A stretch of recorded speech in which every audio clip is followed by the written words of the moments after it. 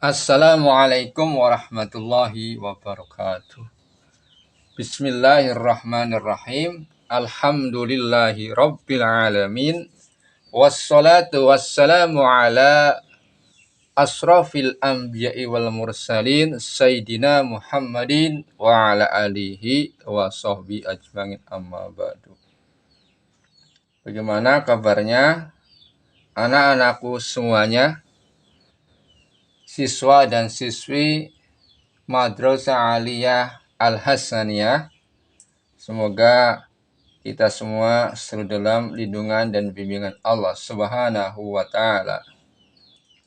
Pada kesempatan kali ini, kita akan belajar bersama-sama mengkaji mengenai pelajaran fisika untuk kelas 10 semester 1 pertemuan pertama. Saya, Bapak Insan Najat Miko, ingin memberikan materi berhubungan dengan komponen-komponen fisika.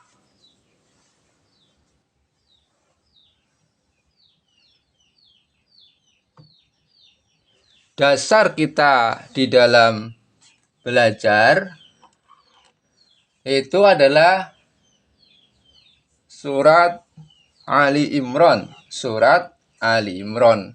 ayat 190. Kurang lebih bunyinya seperti ini. A'udzubillahi minasyaitonirrajim. Bismillahirrahmanirrahim. Inna fi khalqis samawati wal ardi wa ikhtilafil laili wan nahari la ayatil li ulil albab. Artinya, inna sesungguhnya, fi dalam, khalqi penciptaan, sesungguhnya dalam penciptaan, as-samawati langit, wal ardi dan bumi, wah tilafilaili wa dan ikhtilafilaili silih bergantinya, ya, silih bergantinya malam, wan nahari dan siang, la ayatil liulil albab, ada tanda-tanda atau ayat-ayat atau fenomena liulil albab, bagi orang-orang yang berpikir atau berakal. Biasanya diartikan berakal. Nah, orang yang berakal itu yang bagaimana? Yang berpikir itu yang bagaimana? Nah, ini dijelaskan di dalam surat Ali Imran ayat 191. A'udzubillahi minasyaitonirrajim. Bismillahirrahmanirrahim. Alladzina yazkuruna Allaha qiyaman wa qu'udan wa ala junubihim wa yatafakkaruna fi khalqis samawati wal ardi Rabbana ma khalaqta hadza batila subhanaka faqina azabannar. Shadaqallahul azim. Artinya kurang lebihnya, allazina yaitu mereka, yaitu orang-orang, yadkurunallaha yang mengingat Allah, qiyaman sambil berdiri, wa qu'udan atau sambil duduk, wa ala junubihim atau sambil mereka berbaring, wa yatafakkaruna dan mereka memikirkan, ya, memikirkan fi khalqis samawati wal ardi, mengenai penciptaan langit dan bumi. Nah, kemudian mereka sering berkata, Rabbana, ya Tuhan kami, ma khalaqta, ma tidak ada yang engkau ciptakan hadza batilan, hal tersebut yang sia-sia. Tidak ada yang kau ciptakan itu sia-sia. Subhanaka, maha suci engkau. Faqina azabannar, jauhkanlah kami dari azab neraka. Jadi orang-orang yang berpikir menurut Al-Quran surat Ali Imran ayat 191, yaitu mereka yang mengingat Allah Subhanahu wa ta'ala ketika mereka berdiri atau duduk atau berbaring. Ketika mengingat Allah Subhanahu wa ta'ala, mereka sambil memikirkan, menghubungkan, melakukan korelasi, kolaborasi dengan penciptaan langit dan bumi. Sehingga di dalam hati mereka, ya, akhirnya berkata, ya Tuhanku, tidak ada yang sia-sia dari yang kau ciptakan. Maha suci engkau ya Allah, jauhkanlah kami dari azab neraka. Itu adalah salah satu dasar yang bisa kita jadikan pegangan dan menjadikan kita sebagai pembangkit semangat untuk belajar ilmu sains, diantaranya adalah fisika. Ilmu sains itu kan ada banyak, ada biologi, kimia, fisika, dan lain sebagainya. Nah, sekarang kita belajar mengenai komponen-komponen fisika. Yang namanya ilmu itu terdiri atas komponen-komponen. Misalkan ilmu bahasa. Ada komponen-komponen ilmu bahasa. Kalau bahasa Inggris berarti ada yang namanya kosakata, vocabulary. Ada yang namanya tata bahasa atau grammar. Ada yang namanya listening atau mendengarkan. Ada yang namanya speaking atau conversation atau percakapan. Itu termasuk komponen-komponen dalam bahasa Inggris. Begitu juga komponen dalam ilmu matematika, banyak komponen-komponennya. Nah, di dalam ilmu fisika, komponen-komponennya terdiri atas satu fakta. Fakta itu kejadian alam sebenarnya. Nah, kejadian alam sebenarnya. Ini fakta dalam bidang fisika. Ada fakta dalam bidang ekonomi, berarti kejadian sesungguhnya yang berhubungan dengan masalah ekonomi. Contohnya misalkan, kalau permintaan banyak, ya, harga itu cenderung naik. Atau kalau harga naik, permintaan cenderung turun. Kalau harga naik, permintaan cenderung turun. Kalau harga turun, permintaan cenderung naik. Nah, itu disebut hukum permintaan. Itu fakta dalam bidang ekonomi. Nah, sekarang fakta dalam bidang ilmu fisika berarti berhubungan dengan hal-hal yang fisik. Nah, di sini adalah alam dijadikan sebagai bahan kajian ilmu fisika. Jadi fakta adalah kejadian sebenarnya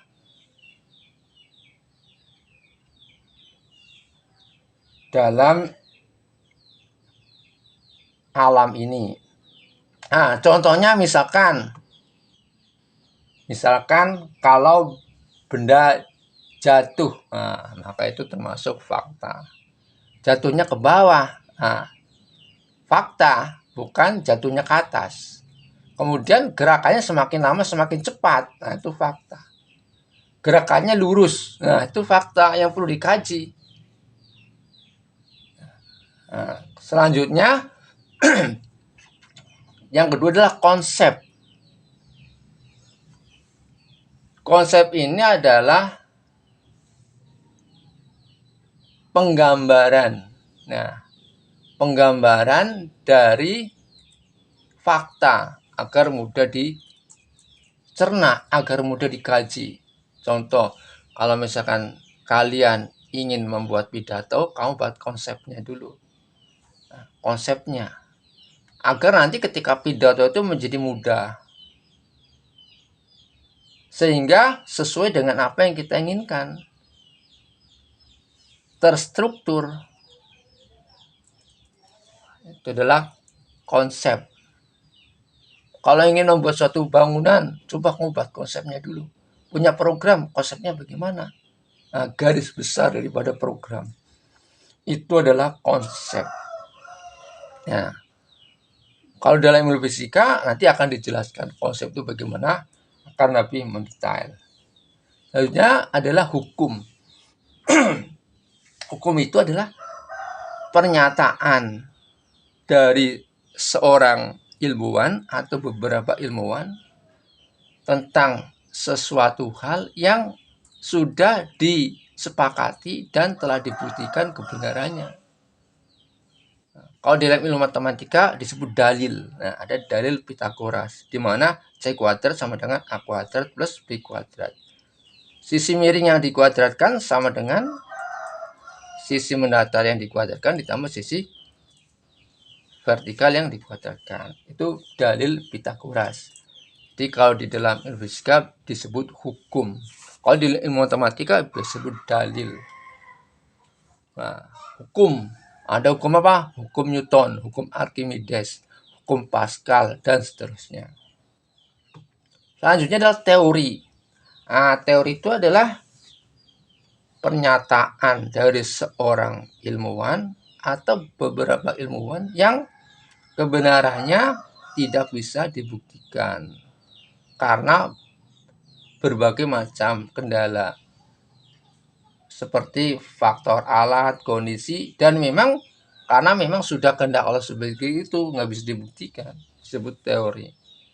Nah, teori ini walaupun tidak bisa dibuktikan kebenarannya, tapi di sini tidak berbisika dipakai karena dalam rangka untuk mempermudah dalam mengkaji sesuatu hal yang susah. Ya, sesuatu hal yang susah. Kalau misalkan bertanya, teori kan nggak bisa dibuktikan kebenarannya. Nah, kenapa kok dijadikan sebagai komponen fisika? Nah, ini dalam rangka untuk mempermudah dalam mengkaji sesuatu hal yang memang susah dikaji secara ilmuwan. Karena misalkan kayak suara kan nggak kelihatan.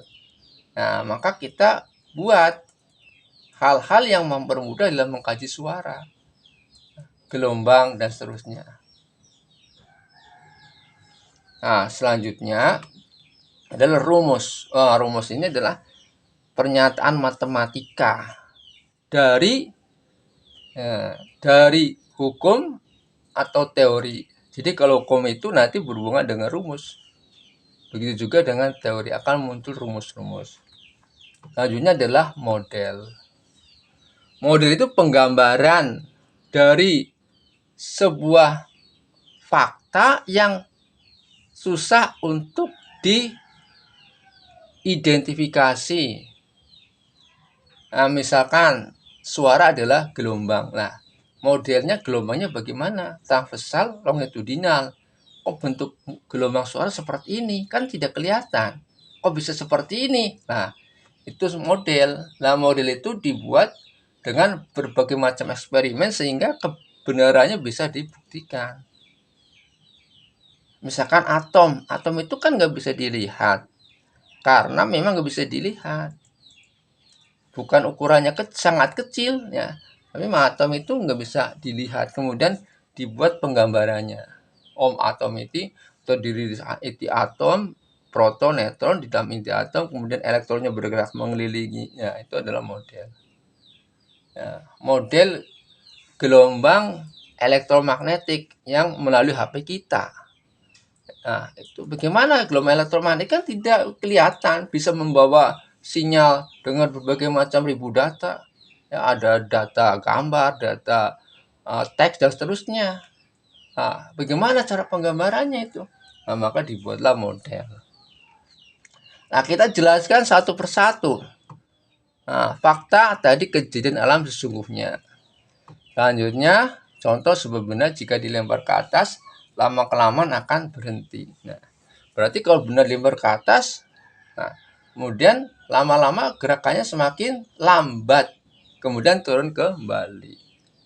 Nah, itu adalah sebuah fakta. Nah, fakta-fakta yang di alam ini ya perlu dikaji dengan secara sistematis, ya, terstruktur, kontinu, sehingga menghasilkan sesuatu yang bermanfaat buat manusia.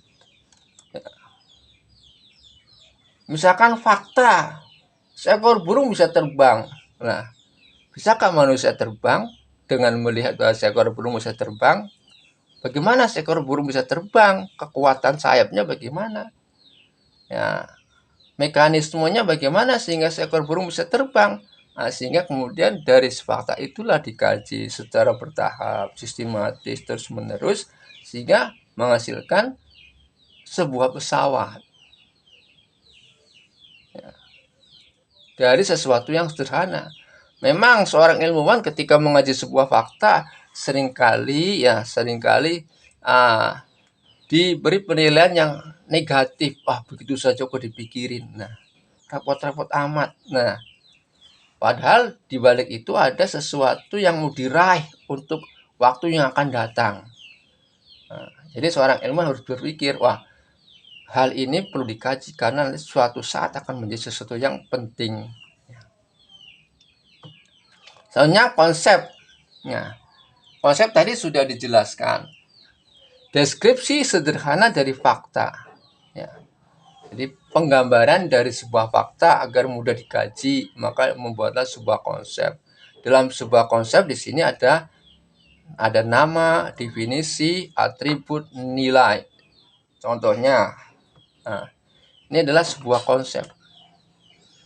Sebuah benda, misalkan mobil. Nah, mobilnya ditarik menggunakan rantai. Ya, maka kita tidak perlu menggambar mobil, dikasih roda, kasih spion, kasih jendela. Nah, bukan begitu dalam ilmu fisika. Dalam ilmu fisika konsepnya adalah kotak ini. Balok adalah mobilnya. Ditarik dengan rantai, ini adalah gaya tariknya. Punya berat, ini berat. Ada gaya gesek ini. Nah, ini adalah kemudian di sini ada gaya normal. Ini adalah sebuah konsep. Kenapa harus menggunakan tanda panah? Iya, karena ini adalah vektor. Menggunakan tanda panah.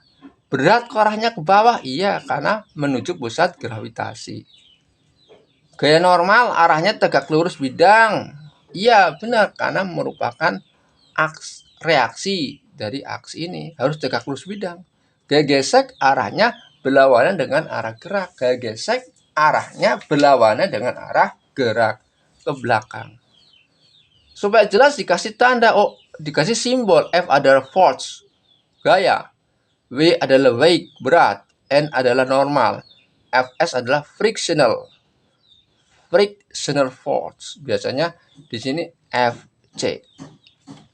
Jadi simbol-simbol di sini itu sudah standar, ya. Sudah standar. Jadi kita jangan mengganti F force ini dengan yang lain. Memang standarnya G itu force F. Berat itu weight, ya.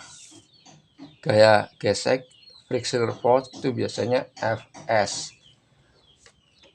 aja. Kemudian kita lanjutkan next. Ya, hukum ya. Penjelasan terhadap fakta yang telah terbukti kebenarannya. Nah, telah terbukti kebenarannya, baik itu secara matematik, secara logika, maupun secara eksperimen. Ya, secara eksperimen. Nah, contoh hukum Newton ya. Hukum Newton ini hukum yang terkenal dalam dunia ilmu fisika. Hukum Newton itu ada 3. Nah, di sini Bapak tunjukkan 2 saja. Hukum Newton 1 mengatakan benda yang bergerak akan tetap bergerak dan benda yang diam akan tetap diam kecuali ada gaya yang melawannya. Jadi benda yang bergerak akan tetap bergerak. Benda yang diam akan tetap diam kecuali ada gaya yang melawannya. Sekarang kita balik agar lebih mudah. Benda yang diam akan tetap diam. Jadi kalau benda yang diam ada batu nih. Nah, misalkan ada benda nih. Taruh. Ya. Nah, misalkan ini ya. Benda taruh di depan sini. Maka benda ini akan tetap diam selamanya. Kamu naruh motor di depan, tetap diam kalau nggak kamu dorong selamanya. Kemudian kamu dorong, nah akan bergerak karena ada gaya yang melawannya. Untuk mendorong kan berat, kenapa? Karena ada gaya berat dilawan, ada gaya gesek antara roda dengan lantai dilawan dengan gaya dorong. Nah, sehingga akan bergerak. Kalau sudah bergerak akan susah menghentikannya, maka direm.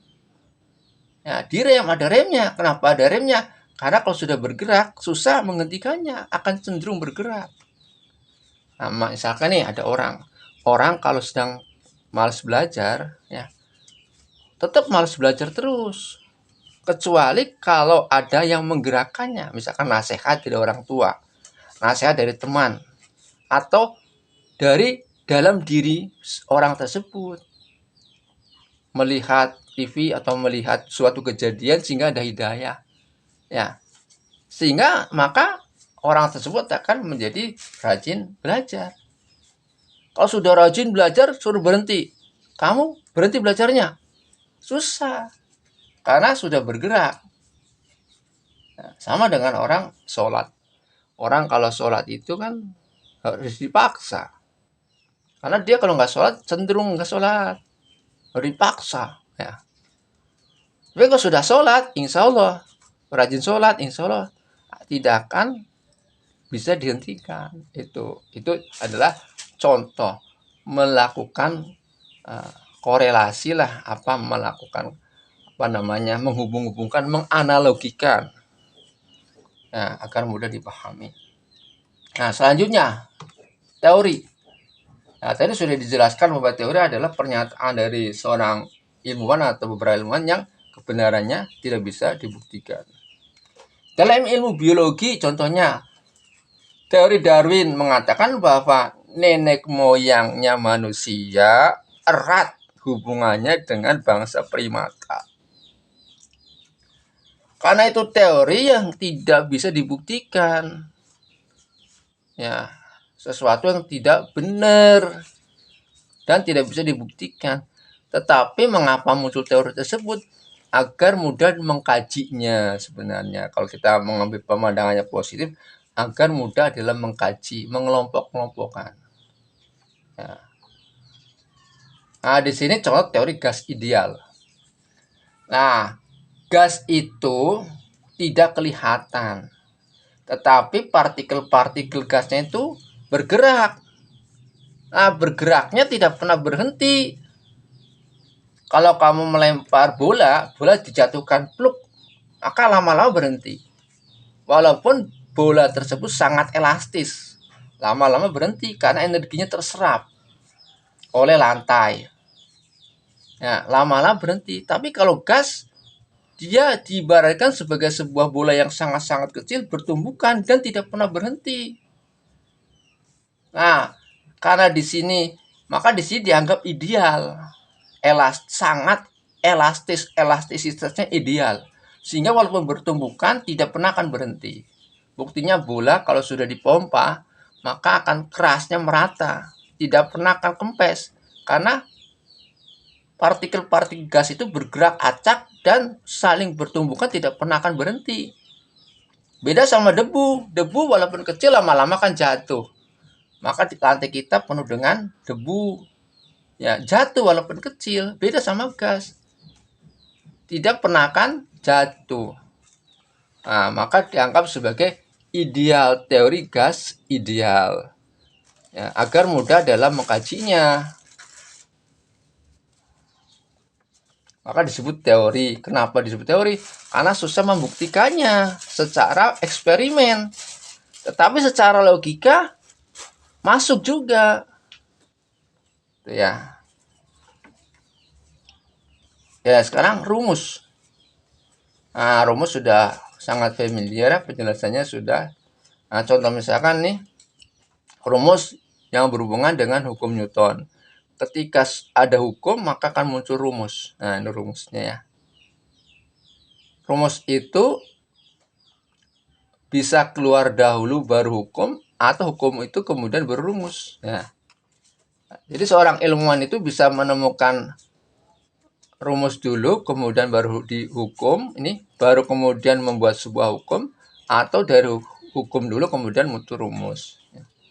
Tapi dalam hal ini diurutkan hukum, baru kemudian rumus. Lalunya adalah model ya.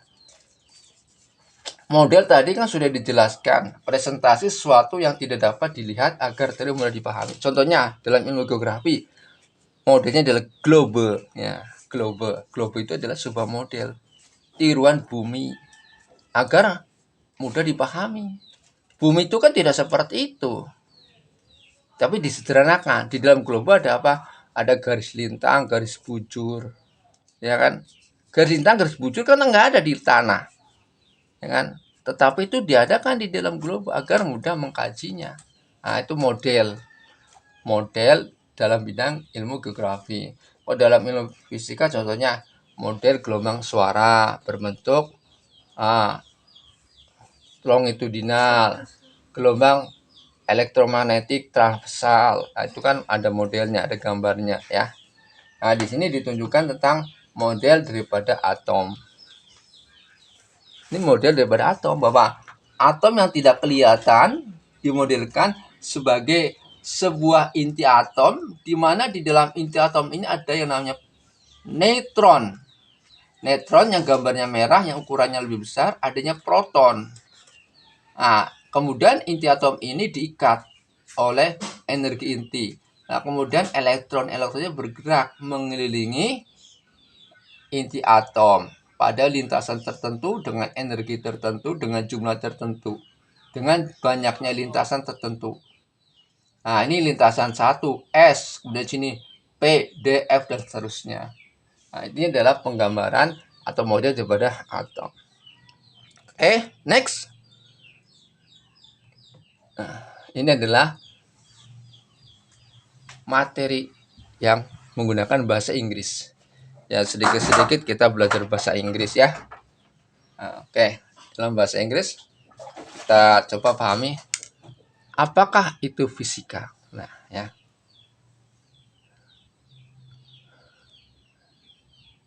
Apakah itu fisika dan bagaimana belajarnya? Banyak murid meyakini bahwa fisika berisi serangkaian aturan-aturan, hukum-hukum yang rumit. Persamaan-persamaan untuk diingat. Dan hukum-hukum yang membingungkan. Jadi kalau di sini equation itu persamaan.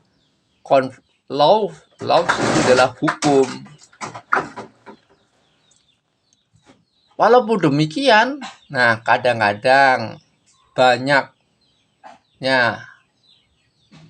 walaupun demikian kadang-kadang fisika ya dipikirkan tidak sedemikian tepat. Nah, tidak sedemikian tepat.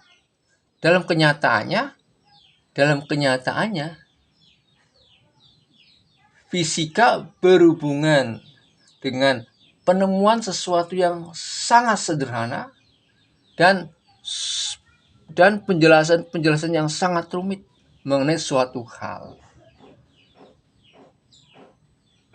Hal tersebut mengenai observing, ya, mengenai pengamatan. Bagaimana sesuatu bekerja dan menemukan hubungan, ya, antara sebab dan akibat, dan menjelaskan bagaimana hal tersebut terjadi. Nah, itu adalah fisika. Nah, sekarang yang perlu digarisbawahi adalah vocabulary kosakata ini ya.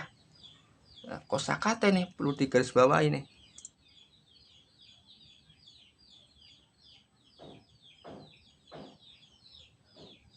Ya, kurang gede ya. Apa-apa. Kosakata, natural law, hukum alam, eksperimen, percobaan, analisis, menganalisis, mengkaji dan menguraikan, ya, menyimpulkan, masa, sistem, variabel, makroskopis dalam hal yang sederhana, ya, dalam hal yang kecil, scientific method, metode ilmiah, scientific method, metode ilmiah, independent variable, variabel independen, dependent variable, variabel, ini variabel terikat, variabel bebas, hipotesis, dugaan, variabel kontrol, variabel yang digunakan buat mengendalikan. Kemudian eksperimen, variabel percobaan dan model. Nah, di sini ada three aspects of analysis. Ada three aspect of physics, ya. Ada 3 aspek dalam fisika. Kalau yang tadi ada 6 komponen. Nah, di sini masuk di dalamnya. Jadi 6 komponen dalam ilmu fisika itu ada di sini. Kalau di sini dibagi 3. Kalau dalam tadi dibagi 6. Yang pertama, describing the organization of the universe. Nah, ketika ada describing, berarti kita itu juga melakukan pengamatan.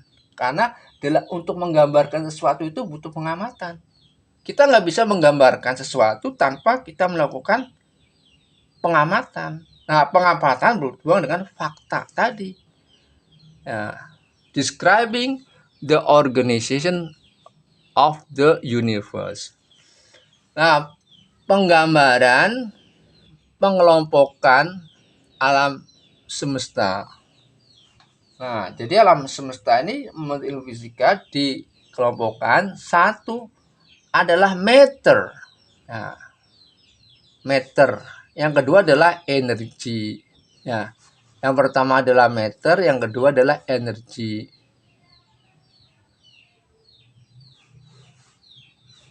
Nah, matter adalah semua di alam semesta yang memiliki massa disebut matter. Matter is all of the stuff in the universe that has mass. Matter adalah semua yang ada di alam semesta yang memiliki massa. Batu meter, air meter, udara meter, ya. Sedangkan cahaya bukan meter karena tidak punya massa. Nah, energy is measure of ability to make things change. Energi adalah sebuah ukuran kemampuan untuk membuat sesuatu berubah. Nah, disebut energi, ya. Jadi di alam semesta ini ada matter dan energi, ya. Sebenarnya di sini ada gelombang juga kan di sini, tapi di dalam buku ini belum dijelaskan.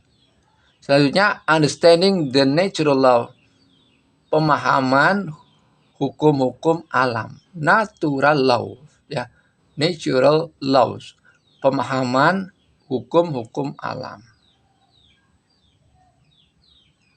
Ya hukum-hukum alam tadi. Nah, misalkan hukum Newton, hukum Pascal ya. Hukum Pascal, hukum Archimedes. Pas hukum Pascal sama hukum Archimedes sudah dijelaskan waktu di SMP saya kira sudah.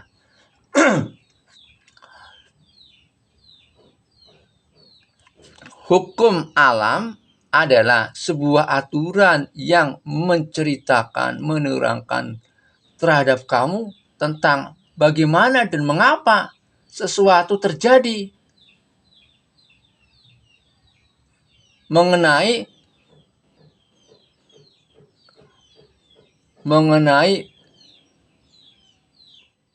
sesuatu yang khusus ya, terjadi mengenai sesuatu yang khusus,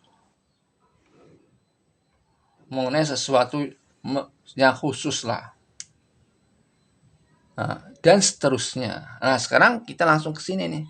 Ini ada matter, ada solid, liquid, gas. Nah, energi. Ya, kemampuan untuk the ability to cause change in factor like temperature, height, or speed. Dia energi memindahkan dari bawah ke atas atau atas ke bawah, energi. Ketika ini energi kinetik, energi mekanik ya. Ketika ini suhu meningkat, nah maka terjadi energi kalor. Nah, itu adalah energi. Ya, selanjutnya adalah deducing and applying natural law.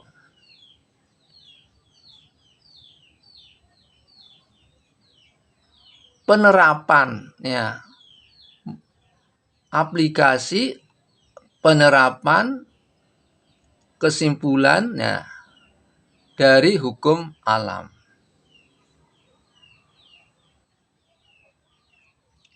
Sekarang gini, ada eksperimen, ada analisis.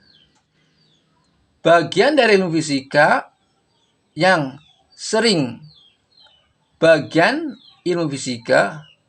menggunakan eksperimen dan analisis. Nah, jadi eksperimen dan analisis itu sesuatu bagian daripada ilmu fisika yang penting.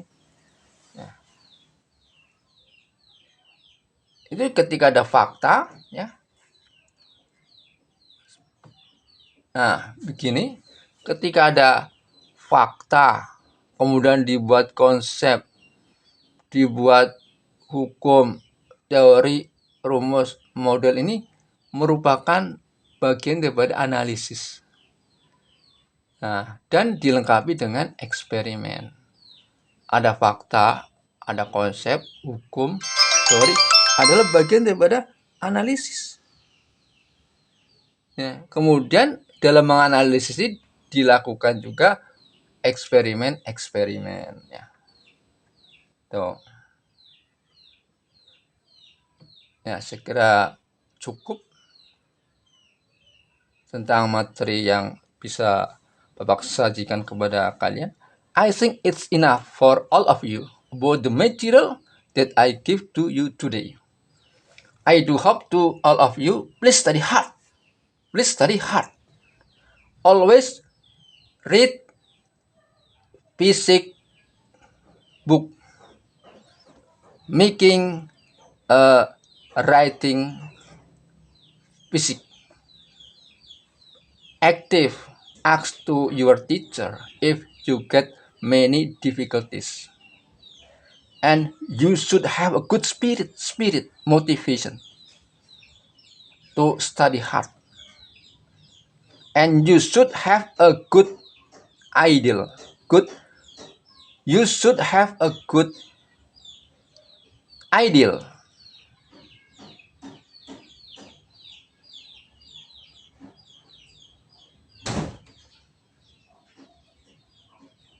And the basic of the physics or science is mathematics. You should understand about mathematics.